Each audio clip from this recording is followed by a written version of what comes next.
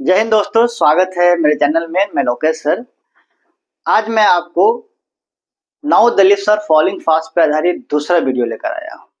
यह 12th class के लिए है।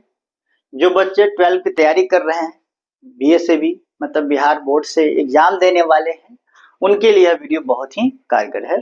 जितने भी लोग इस वीडियो को देख रहे हैं, अपने परिवार में या अपने मित्रगणों के पास इसको भेजिए। इसको छात्र के ग्रुप में भेजिए ताकि बच्चे से लाभान्वित हो। देखिए, इस पे पहले मैंने एक सेशन बनाया है, यह दूसरा वीडियो होने वाला है। इससे पहले 14 जो क्वेश्चंस हैं वो बता दिए गए हैं। अब आगे फिर से 14 क्वेश्चंस है, मतलब कुल मिलाकर इसके दोनों पार्ट में 28 क्वेश्चंस होने वाले हैं। ठीक है, देखिए इसमें पहले एक और होना चाहिए, नहीं 16 नंबर क्वेश्चन सही है, कोई बात नहीं। हाँ 15 नंबर क्वेश्चन से 16 नंबर क्वेश्चन से नहीं। कहता है इसमें कि the travellers are we dash being moving towards our death. कहता है यात्री हम डैश प्राणी हैं जो मृत्यु की ओर बढ़ रहे हैं। इस कविता में यात्री किसको कहा गया है? यात्री ओल्ड पर्सन्स को कहा गया है। यह ऐसे भी हो सकता था द लास्ट ट्रेवलर्स, उसको हम द लास्ट ट्रेवलर कह सकते थे, अपने जिंदगी की अंतिम यात्री, वे लोग जो मरने के कगार पे हैं, है ना, उसकी चर्चा की जा रही है। तो कहता है कि वी डैश बिंग्स, मतलब हम लोग यहाँ पे कौन सा आंसर सही मारेंगे? यहाँ पे आंसर एनिमल हो जाएगा या ह्यूमन हो जाएगा या बर्ड होगा या लिविंग होगा। मतलब एनिमल बीइंग या ह्यूमन बीइंग या बर्ड बीइंग या लिविंग बीइंग। हालांकि एनिमल बीइंग और बर्ड बीइंग तो सुनने में अच्छा नहीं लग रहा है, बट लिविंग बीइंग और ह्यूमन बीइंग सुनने में अच्छा लग रहा है। ठीक है, यहाँ पे जो करेक्ट आंसर होगा वो होगा human being. The travellers are we human beings moving towards our death. मतलब जो यात्री हैं, हम जो मानव जाति के लोग हैं, वो जो अंतिम यात्री है, कहाँ बढ़ रहे हैं? मृत्यु की ओर बढ़ रहे हैं, ऐसा उस कविता में बताया गया है। ठीक है, अगला क्वेश्चन क्या है? अगला क्वेश्चन कह रहा है कि the falling of dash refers to the speedy arrival of death. मतलब डैश का गिरना मृत्यु का शीघ्र आगमन का प्रतीक है। अब इस चैप्टर का नाम ही है now the leaves are falling fast.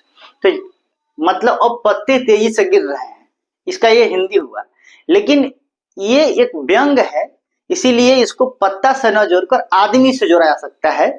जैसे कि अब आदमी तेजी से मर रहे हैं, यहाँ पे जो पत्ता है वो आदमी है और गिरना है जो मरने को बतला रहा है, मरने का प्रतीक है। तो यहाँ पे क्या हो जाएगा?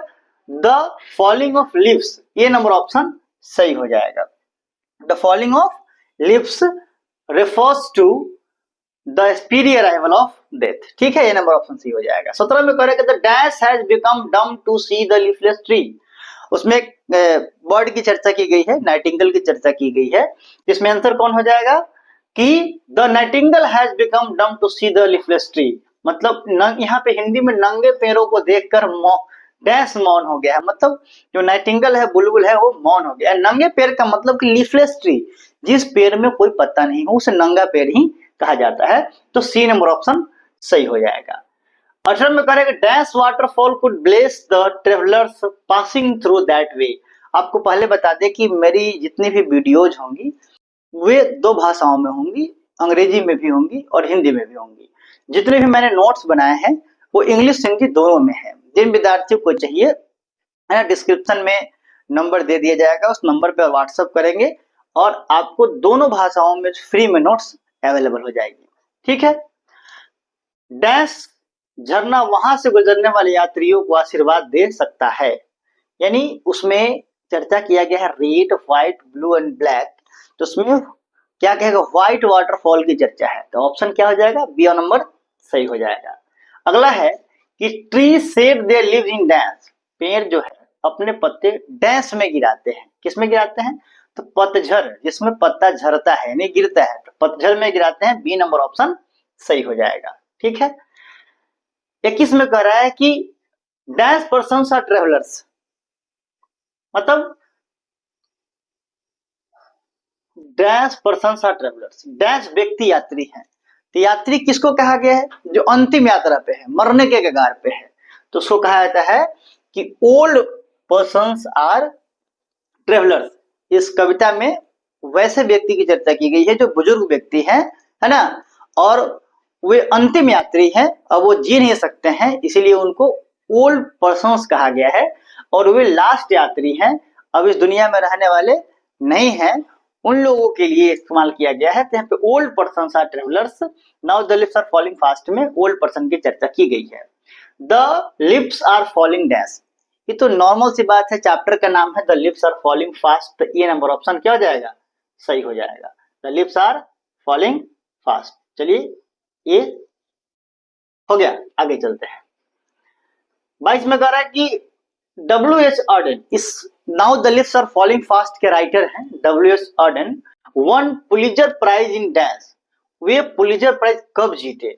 तो 1948 ईस्वी में, यानी 1948 में वे पुलित्जर प्राइज जीते। किस चीज के लिए जीते? तो लिटरेचर के लिए जीते। लिटरेचर में भी कौन से कलेक्शन के लिए जीते?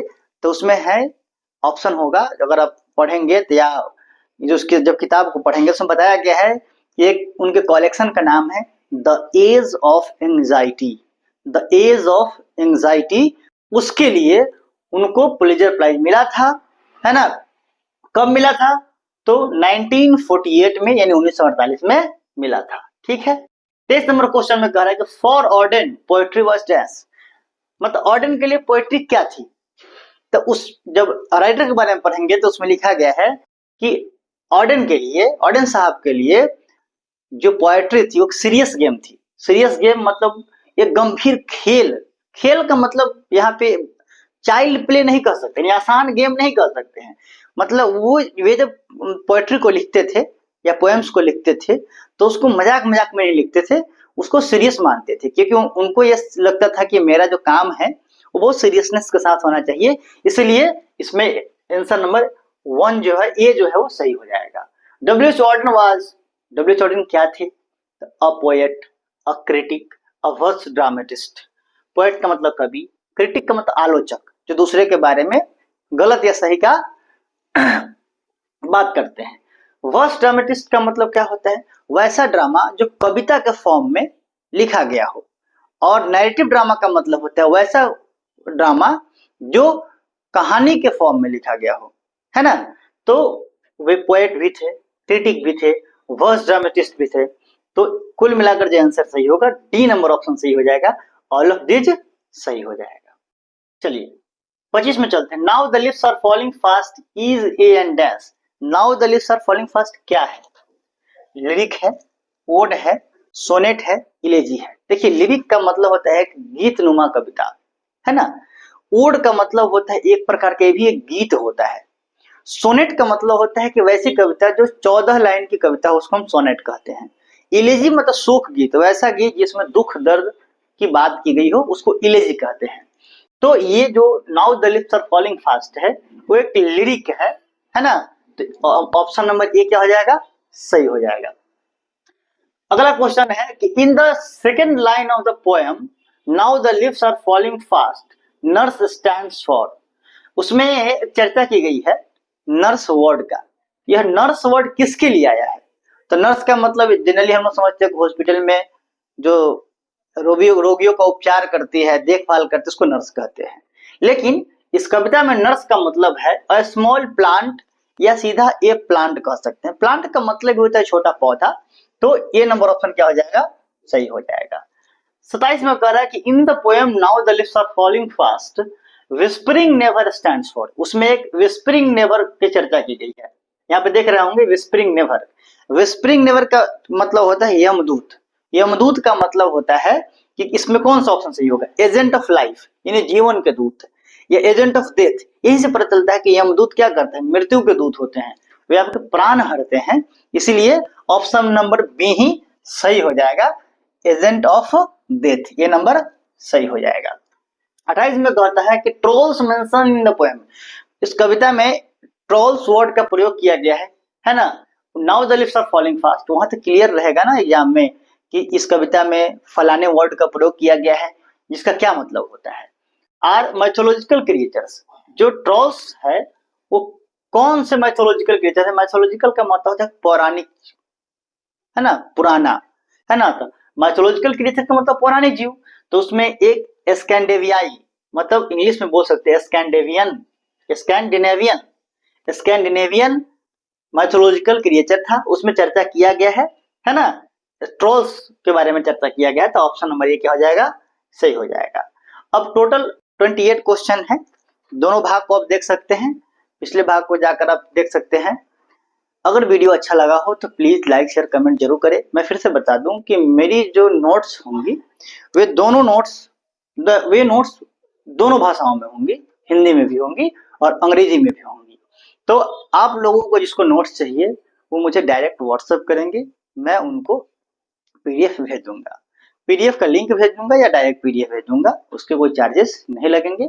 और ज्यादा से ज्यादा ग्रुप में इसको फैलाइए ताकि मैं भी मोटिवेट हो सकूं और बढ़िया से बढ़िया वीडियो बनाने की कोशिश करूं। ये मेरा एक छोटा सा प्रयास है।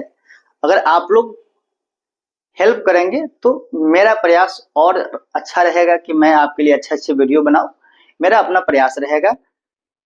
चलिए, बहुत बहुत धन्यवाद, थैंक यू।